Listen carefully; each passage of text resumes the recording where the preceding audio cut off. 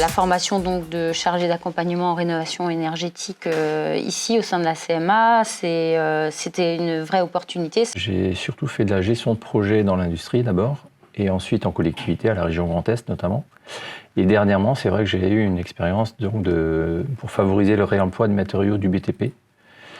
Et donc l'intérêt pour le BTP, je l'avais. Et puis donc j'ai trouvé cette formation qui permet à la fois de donner des bons conseils en termes de rénovation énergétique et d'avoir toujours le contact avec le bâtiment.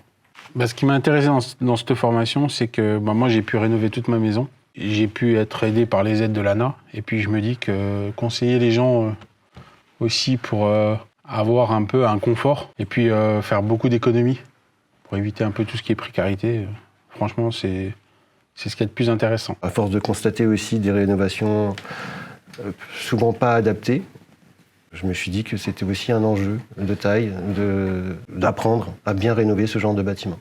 Alors moi j'habite dans une maison alsacienne, donc forcément j'ai une préférence pour le bâti ancien. Et donc savoir déjà comment bien l'isoler sans le détériorer, ça fait partie de cette formation et ça m'intéresse beaucoup.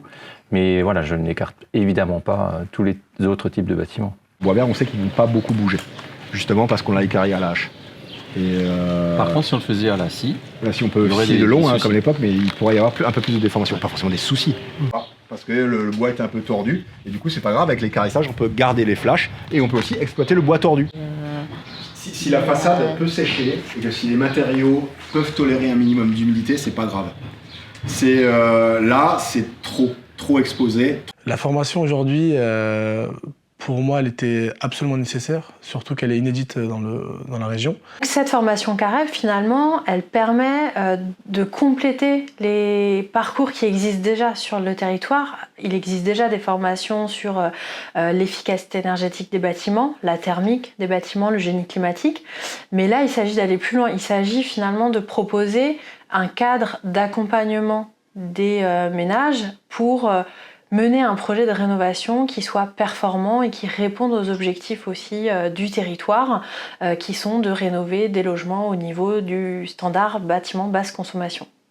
Cette formation de la CAREB, en fait, elle assimile à la fois une prise en main de la partie thermique, elle comprend des heures de formation de l'audit, et elle finit en fait par de la compréhension de quel est un AMO, quelle est la personne qui va accompagner et comment elle peut finalement interpréter les travaux avec la maîtrise d'œuvre, avec les artisans. Et donc elle est vraiment très complète. En tant qu'employeur, moi je constate qu'il y avait un besoin de ce type de formation sur le territoire puisque il n'y en avait pas jusqu'à présent, donc ça nous allait très bien de nous inscrire là-dedans. Je suis actuellement dans ma deuxième période de stage de 3 semaines au sein de l'entreprise Urbanis, où je suis amenée à aider mes collègues pour les évaluations énergétiques et l'édition des audits. On est très chanceux d'avoir pu avoir une stagiaire aussi motivée, impliquée et qui arrive avec un très fort bagage technique que Myriam, qui en plus est une personne très sympathique, qui s'est très vite intégrée à l'équipe. Donc c'est pour nous un grand plaisir. Mon premier audit avec donc Mélinda, quand on allait chez la cliente, elle me disait « Tu verras, ce sera un bâtiment très simple, c'est un carré quoi. » On y va et c'est là qu'en fait on s'est rendu compte de la complexité du carré parce qu'à l'intérieur il y avait des escaliers ou alors il y avait des locaux qui n'étaient pas chauffés qui rendent on va dire l'enregistrement des informations dans le logiciel très complexe. Et en fait, ce qui paraissait être simple était en fait un vrai cas d'école. On peut des fois penser que c'est énormément de temps au bureau et en fait ça l'est, c'est vrai que ça l'est. C'est 2/3 du temps quasiment au bureau entre préparer les dossiers, préparer les rendez-vous. Si on est accompagnateur rénov et qu'on fait l'audit, on a effectivement énormément de temps au bureau pour préparer tout ça. Et on peut dire voilà, 1/3 du temps qui reste pour aller rendre visite les clients, voir les projets. Notre rôle, c'est vraiment de guider les ménages qui viennent vers nous et qui se questionnent pour aller engager des travaux de rénovation énergétique. Donc on doit les guider dans un parcours qui n'est pas forcément simple. On est vraiment là pour les conseiller à chacune de leurs étapes et faire en sorte que ce parcours il soit le plus fluide possible. En quoi La formation Careb était un atout et un tremplin pour nous. Ce qu'on sait, c'est qu'aujourd'hui, la croissance de cette activité de rénovation est vraiment très fulgurante et on le voit sur les dernières années, et surtout après Covid, beaucoup.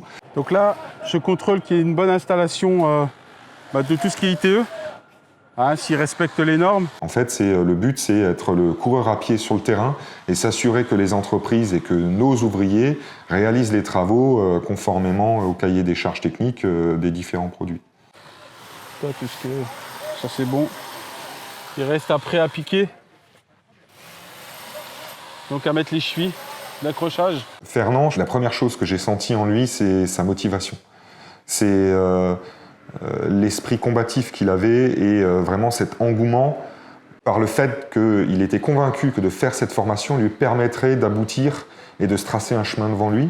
Et tout ce qui est réhabilitation, en fait, il faut savoir donner des conseils. Donc j'ai pu le faire sur un chantier au Parlement.